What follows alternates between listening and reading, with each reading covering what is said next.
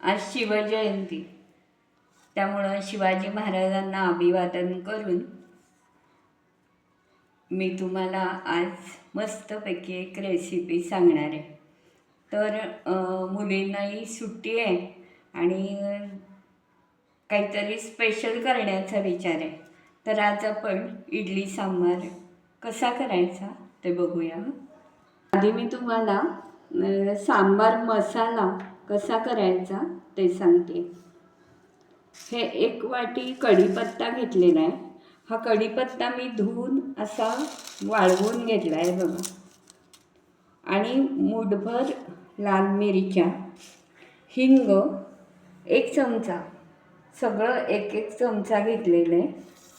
ही धनेपूड, कारण परवाच मी याचा काळा मसाला घेतला त्यामुळं धने शिल्लक नव्हते, त्यामुळं मी धनेपूड थोडी होती ती घेतली आहे 1 चमचाभर.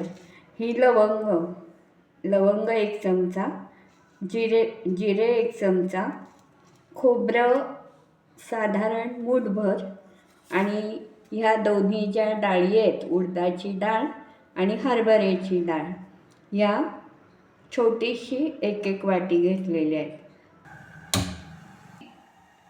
यासाठी हा 1 चमचा मी तेल घातलेले ते. आता पहिल्यांदा आपण हरभऱ्याची डाळ ती टाकूया. एकदम सगळं टाकायचं नाही आहे.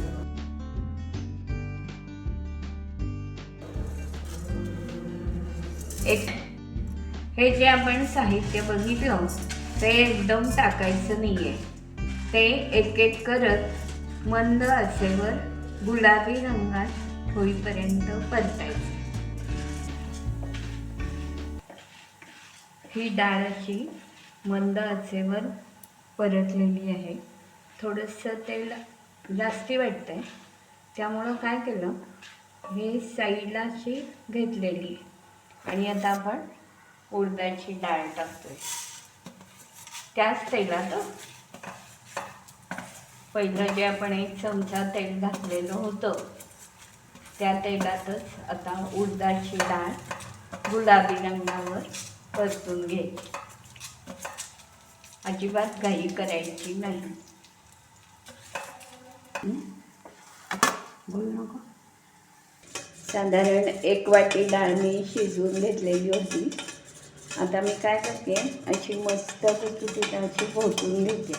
आता आपण सांबार कसं करायचं ते बघूया. साधारण 1 वाटी डाळ आहे. हे 2 चमचे मी तेल घातलेलं आहे. तेल तापलेलं आहे. तेल तापल्यावर मोहरी घालायची. आधी जर मोहरी घातली तेल तापायच्या आधी तर ती मोहरी कडू लागते, त्यामुळं पूर्ण थोडंसं तापून घ्यायचं ते. मग 1 चमचा हळद, हिंग 1 चमचा,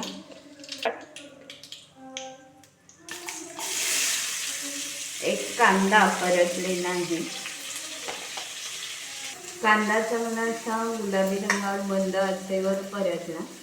नंतर त्यात कढीपत्त्याची पानं, आणि तुम्हाला वाटत असेल हा टोमॅटो आहे, पण मी बघितलं तर टोमॅटो नव्हता.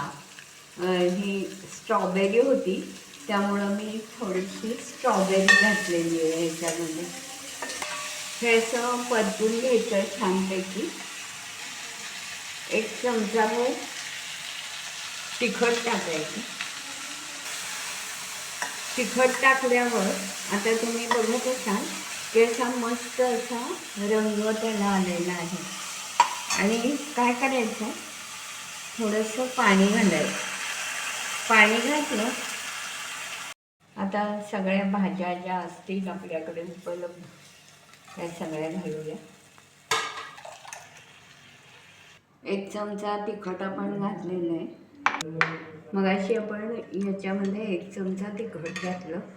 आता काय करायचं, साधारण निम्मा भाग बघायचा आणि त्यानुसार मीठ घालायचं. हे सिक्रेट आहे, कोणाला सांगू नका. 1 चमचा इकडे टाकला एक चमचा इकडे टाकला. अगदी परफेक्ट प्रमाण होतं म्हणजे. बस मसाला केला तो आता 2 चमचे घालायचे. नेहमी काय करावं, मसाला जो असतो तो सगळ्यात शेवटी घालायचा आणि झाकण ठेवायचं. म्हणजे सांबारलाही छान वास येतो, चव येते आणि विशेष म्हणजे त्याचा वास सोडून जात नाही. म्हणून सगळ्यात शेवटी मसाला घालावा आणि थोडा वेळ झाकण ठेवूया. आपण इडल्या करूया. इडल्या करण्यासाठी मी काय केलं, 6 इडल्या तर सगळेच जण करतात, पण प्रत्येकाचं प्रमाण आणि याची पद्धत वेगळी असते. मी काय केलं आहे, 6 वाट्या तांदूळ, 2 वाट्या उडदाची डाळ, 2 वाट्या उडदाची डाळ आणि 1 वाटी पोहे असं सकाळी भिजत घालून रात्री वाटलं, रात्रभर ठेवलं आणि आता सकाळी मी मस्तपैकी इडल्यांचा बेत केला आहे. इडली आणि सांबार. आता हे झाकण लावलं आहे. आपली इडली झाली आहे का नाही हे कसं ओळखायचं, तर इथनं अशी पांढरी वाफ येते. पांढरी वाफ बाहेर यायला लागल्यावर गॅस बंद करायचा. इडलीची डिश काढायची, ती गार होऊ द्यायची आणि मग इडल्या आपल्या मस्तपैकी खाण्यासाठी तयार होतात.